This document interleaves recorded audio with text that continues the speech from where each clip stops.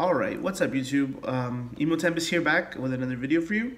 This one's going to be a little short, but it is going to be important. We have a little bit of new information about the game, and I don't know if you guys are aware, but it's already halfway through May, and Opus VI is 2 months away. So I'm pretty sure I have a date for it. It is July 13th. I got that from my sponsor. He told me that this past weekend at our locals. He was there playing. We all did very well.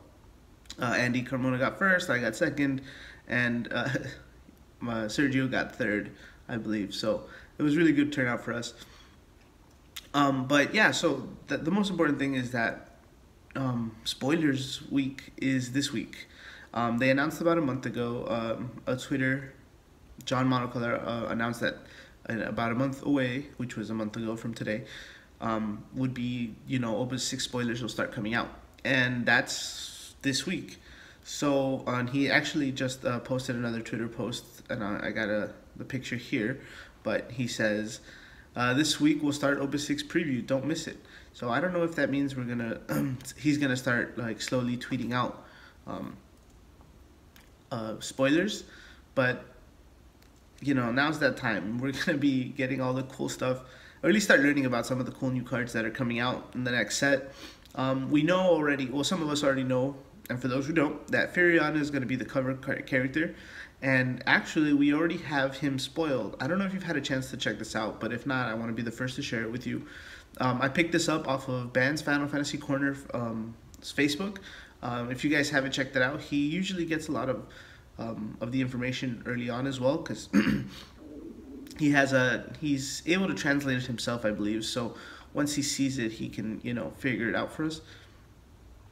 Also, it's just a great place for information. I'll leave the description in the link in the description below, and you guys can check it out for yourselves. But so Furion, here it is, fire legendary, and you can barely see it there on the bottom of the picture, but it says Opus VI, and it is a 019L. Sorry, I know I have the camera here facing you, but I'm right in front of my computer. I just didn't like the angle from my my camera on the computer, so I'm recording it separately for you guys. So sorry if the audio is, I can speak up too because I think I'm a little far. But anyway, so Furion, fire legendary. The first reveal was a legendary, which is crazy. I didn't think they'd start off so headstrong on it, but because it is the character card, it makes sense. And I think going forward, if we start getting, once we see the character cards, we don't have the Opus 7 box cover art yet, but I'm hoping that one will bring Noctis and stuff like that. But yeah, one more time, here we go. Fire, 4 CP, 8K power, legendary fire. So it seems simple just on the appearance, but it does have 3 effects, and I'm going to get into them with you. Also, his job class is Rebel, and he's from Final Fantasy II. I think that's what it said. Yeah, Final Fantasy II. So his first effect is if you control a job Rebel forward, the cost to play Furion is reduced by 2. So a 2-cost 8K. Oh boy, that's gonna be spammable, which is strong. Hence, the need to put him as a legendary. His second effect is if your opponent controls 3 or more forwards, Furion gains 1,000 power and haste. Again, another 3 or more forwards isn't uncommon, so I can see that happening a lot. But remember, dropping him for 2 CP late game when your opponent has the advantage is great, or when you need to get extra forwards to help swing for damage. And so that's going to be good. And the third effect is you could put a backup into the break zone. Furion gains first strike and brave until the end of the turn. Now, I don't know how fire will benefit from removing maybe a fire earth deck, but I don't know how many job class rebels we have. I can look that up actually really quick while we do this. But that's if you're needing that extra point of damage, I don't know what's gonna happen there, but like having haste, I like cards that have an 8 haste late in the game, because your opponent is accounting for how many forwards you have at the moment, and they're not accounting for the stuff that you get to drop from your hand and stuff like that. So just the fact that if your opponent has 2 forwards, he'll get haste, and giving him brave will, again, late in the game will mean he's going to come out, try to, get that extra point of damage. But if you end up discarding that backup, he's going to stay brave, which means if you don't kill him this turn, he'll live on. And yeah, so I just looked it up, and these are all the category 2 rebels we have. Now, let me read it again. It says, if you control a job rebel, forward. All right, so out of the four rebels that we have, one is Joseph, is a ice forward, brave, and you're familiar, you might be familiar with the next one, but really quick, just to tap, put Joseph into the break zone, choose one blocking forward. It cannot be broken this turn, which is cool. There's also obviously the original Furion, but you can't have 2 Furions, so that's not it. I didn't know Maria was a rebel as well. She's the backup, but that's not going to be usable for the effect. It does specify forwards. And of course, our favorite, Guy.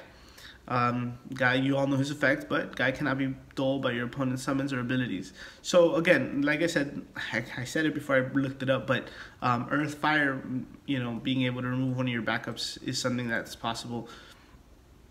Even though it does specify, no, it doesn't specify color when you're removing a backup. So put it back up into your break zone. Earth is usually the one that needs the most backup. I don't want to say removal, but being able to interchange it, like maybe you have a Shantoto out, but you have another one in your hand. You can use that to bring out the next one, or Raban, or other stuff like that. And I've always felt that Earth is the one that needed that ability the most. Which is why when Miyun came out, a lot of players thought that it would be Wind Earth, that would be the top deck doing that.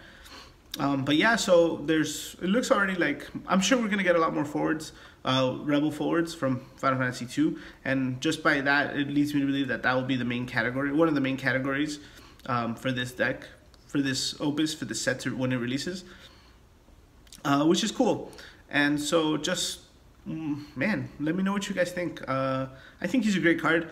I don't know, how often I don't know what to expect really, but I do like him as an individual card. He is really strong. And maybe, if there is a draft for this stuff, he's gonna be great. So yeah, that's my take on him.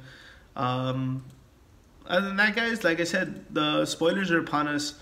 Stay tuned. If we get enough spoilers by the end of next week, I will definitely do a full spoiler video on all the stuff. I don't want to do too many. Like, I'm gonna let them build up a little bit before I sit them down, break it down, and talk to you about them. So there you go. Let me change the light. That page was really bright. But yeah, so that's it for you guys this week. That's the first Opus VI spoiler we have. I know it almost feels like, Opus 5 just came out, but remember, we still have 2 more sets this year. There's this one and then Opus 7 in November, I believe. So I'm really hoping Opus 7 doesn't hit right before like Nationals or Worlds or something, because that's going to change everything. Like, I know Opus 6 is going to be there for when we all go to Gen Con or Gen Con, or however you want to pronounce it. And it's almost troublesome, really, because it's going to be a new format and stuff. So that's why I'm looking forward to the new Kansas and Toronto, seeing what happens there. And I don't know if we're going to that yet. I know it's getting really late and really close to it. Especially, spoilers, we're not going to Toronto, that's for sure. But Kansas, we don't know yet. So I'll keep you posted on that. Thanks for stopping by, guys, this week, and I guess I'll make it bright just so you can see me as I'm leaving. Yeah, so I will keep you posted with all of this stuff, and make sure to check out Ban's Final Fantasy Corner. He's a great source for news and stuff. And I guess I'll leave John Monocolor's Twitter here, so you try not to bug him too much. This is his personal account, and he does just tweet out for us the nice stuff. But yeah, I will leave that there for you, and I will see you next time.